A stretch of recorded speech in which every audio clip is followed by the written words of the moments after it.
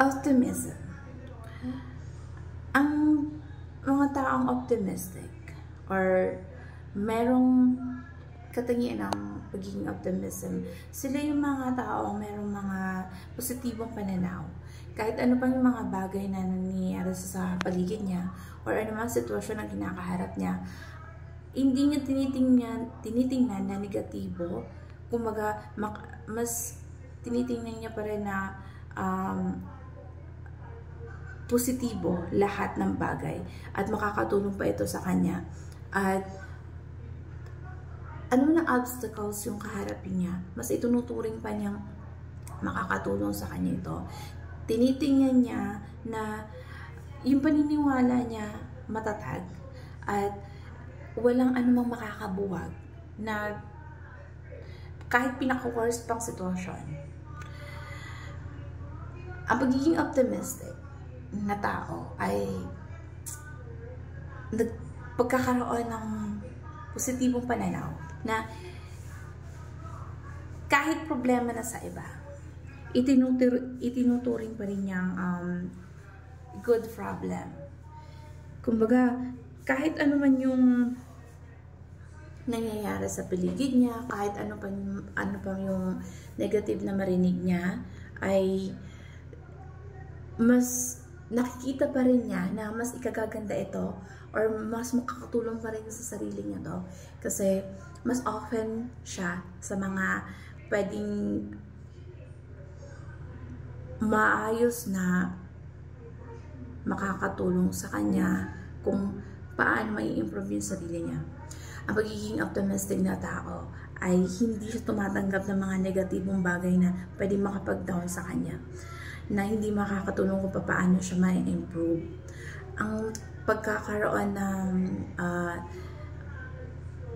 bilang optimistic leader, isa to sa mga katangian ng isang leader na makakatulong kung paano siya magkakaroon ng mga maayos na mga followers. Dahil kahit ano pang maging problema, tinitingnan niya pa rin na positibo ang mga bagay-bagay. Dahil yung mga ginagawa or nakakarating sa kanya, hindi niya itinuturing na ito ay hindi makakatulong or kahit anong pinag-negatibong pangyayari o sitwasyon na nangyayari sa paligid niya, mas tinitingnan niya na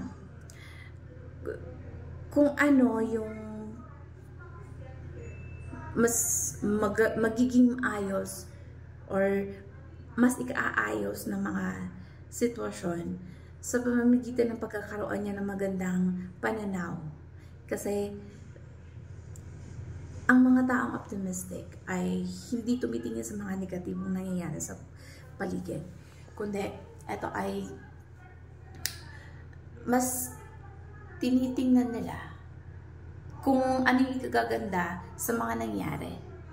Kung ano yung mga nagkakaroon siya ng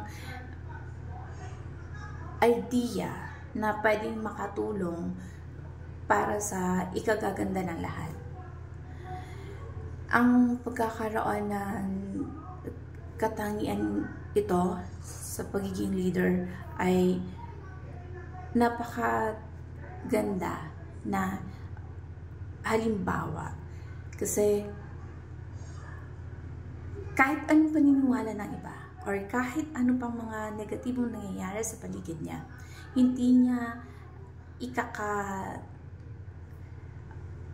walang gana o kumbaga hindi makakapagbigay sa kanya ng mga negatibong bagay na pwedeng isipin niya na sumuko na lang siya. Kundi, mas tinitingnan pa niya na kung paano mo i-improve yung sarili niya, kung paano mo i-improve yung mga sitwasyon na makakatulong sa iba. Dahil, mas tinitingnan niya kung ano yung mas makakabuti, kung ano yung pwede pang baguhin, kaysa sa pag-iisip ng mga negatibo, yung paninisi sa iba. Mas iniisip niya kung ano yung pwedeng i-improve na mga bagay-bagay para yung mapaayos yung sitwasyon. May magandang pananaw siya. May positibong pananaw na kahit anong pinaka-worst na nakikita niya, pwede niya itong baguhin. Mas tinitingnan niya in positive way. Kung ano man yung naging problema, mababago sa pamamagitan ng kung ano yung pwede niya baguhin sa sitwasyon na yun. At hindi niya itinuturing na problema ang mga bagay-bagay, kahit ano pang mali ng bawat isa, kundi mas makakakuha pa siya ng mga positive idea na pwede i-improve ng bawat isa. So, ito yung pagkakaroon ng magandang pananaw, positibong pananaw. Being optimistic person ay siya yung dapat na nagdadala ng sitwasyon. Kasi hindi ka pwedeng sumuko. Sila yung mga taong kahit gaano na kahirap ng sitwasyon, hindi nila maiisipang sumuko.